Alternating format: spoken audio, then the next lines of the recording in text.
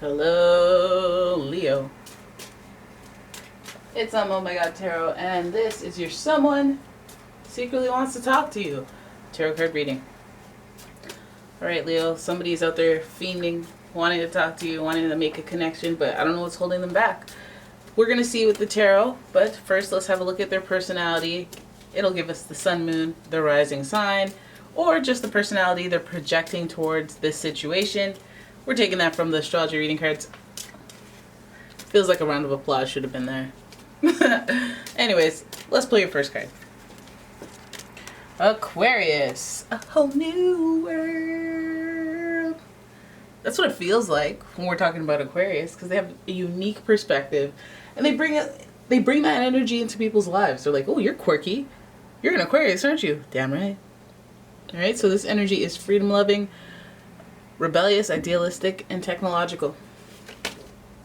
Your next card is right next to Aquarius, literally, figuratively, astrologically, Capricorn. The energy around you is serious, materialistic, and hardworking. It bestows shrewdness and cautious ambition. Okay. Both of these signs are they're built different. One has big dreams. I didn't want to say, I have a burp in me, yes, but I didn't want to say big dreams. I want to say ambition, because those dreams can catch these hands. And then Aquarius, they stumble their way into success because they're good at networking. They're good at connecting with different sorts of people because of their unique perspective. Let's round this off with a Taurus energy here. And the energy is, it shows the abundance of nature.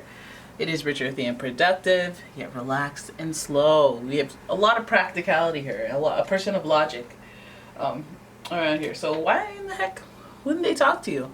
Well, I'll tell you why. Because there's not a lot of water here, so the sensitivity factor may be off.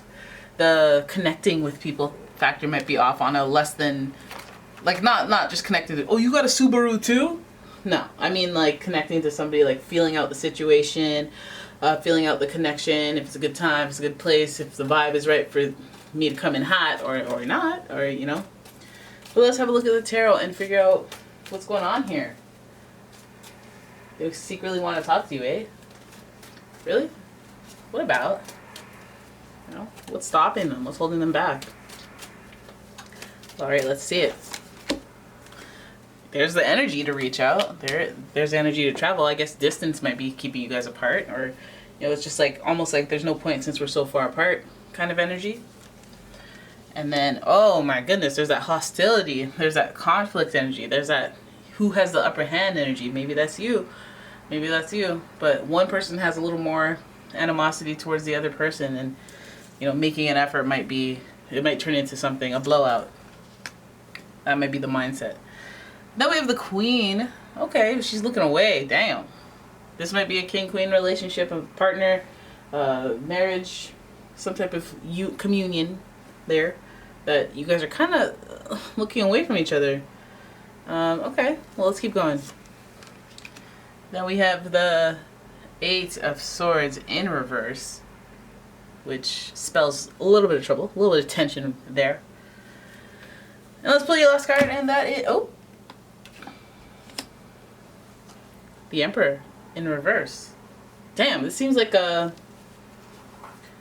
it seems a little, you know what? Let me pull a second. Let me pull a second back. Because this can hit you in so many ways. I mean, there's not a lot of emotion. There's no cups. So this could hit you in the work life, but this could also hit you in the family area as well.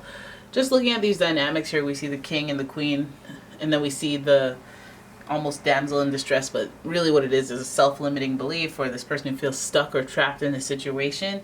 And then we have the Emperor not doing his thing that he's supposed to be doing.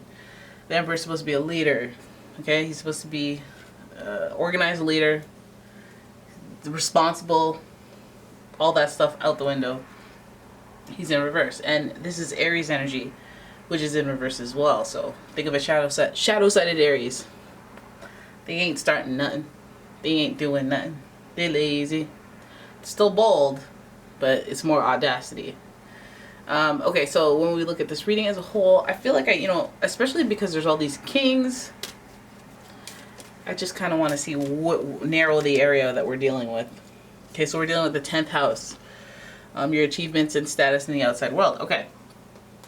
So it seems like a lot of effort in the beginning, if that's what it looked like in the beginning with this person. Like, as if, why would it be a problem for them to talk to me? Well, I think that they have some sort of issue. And they might even have an issue with authority as well that might come into the play. Now, are you guys coworkers? Do you guys know each other? Is there some sort of reprimanding that they're trying to avoid by having a talk with you or talking with you about something serious? When you have to have serious conversations at work, it really does have to be calculated. And let's talk to the head of HR, like the Queen of Wands, or let's talk to, it has to be calculated. And we have a lot of earth energy, and that's usually their tactic when they do anything. They usually try to think out the scenarios. They try to take their time and evaluate, assess, minimize risk. So it just feels like it starts out as the reasoning behind wanting to talk to you is, well, they want to talk to you, but it feels like they got someone breathing down their neck. They got a situation of authority breathing down their neck. So to you, some of you guys are like, oh, I know it's that restraining order. It's the government. It's the you know what I mean? Like, it's something that is preventing them, that is very hostile, almost if they do.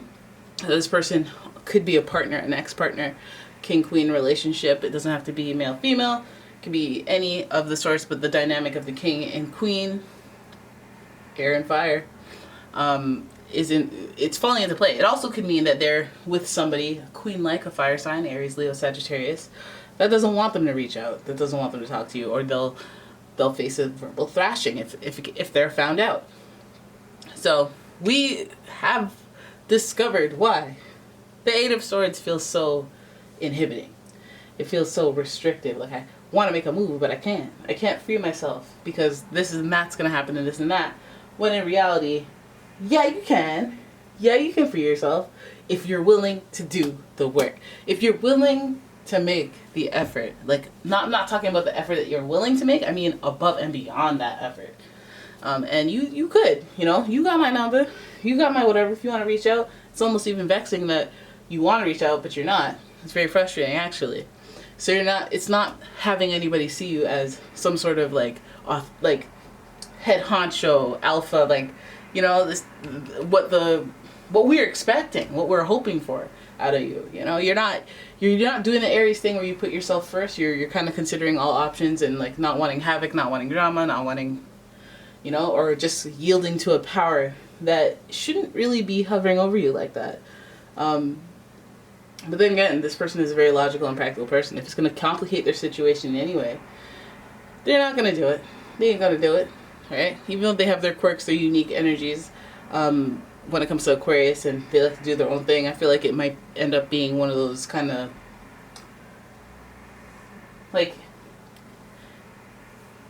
those situations where I'm trying to think of I'm thinking like a balloon and a needle popping it, but it's not that, but yeah, that, or overflowing pot of boiling water. Kind of it's just like being restricted for a long time, you kind of burst out, right? And this person, if they feel the restraints, the spiritual restraints, then after a while, it feels like they may combust from that. But again, they're not meeting expectations as far as being that emperor energy. And I guess if they had that type of fierce power in them, we wouldn't even be here. We wouldn't be here. Now, I think that's an outward projection here with the 10th house, ruled by Capricorn, and it means how people perceive this person, and it's giving the Aries, it's giving the Emperor in reverse energy. It's giving a lot of that. We see you as a lot more than you're kind of living up to. I guess on this topic, maybe in every other aspect, you can be that Taurus, that productive, that authority, that ambitious person, and that unique person, and you may look like you do your own thing and you're calling the shots, but I guess the inner workings are, if we were to expose it, well, which we just did, is that they don't want to complicate things with other people, with another person. They feel stuck in their situation and they essentially don't want to stir the pot, even though leadership, they're supposed to be able to start something. They're supposed to be able to initiate stuff. They ain't gonna do it. All right. So there it is. That's your reading. I hope you guys enjoyed it. If you did, please give the video a thumbs up and subscribe to the channel. Leave a comment, share the video, and if you'd like your own personal reading, check out the description. There's a link to my website.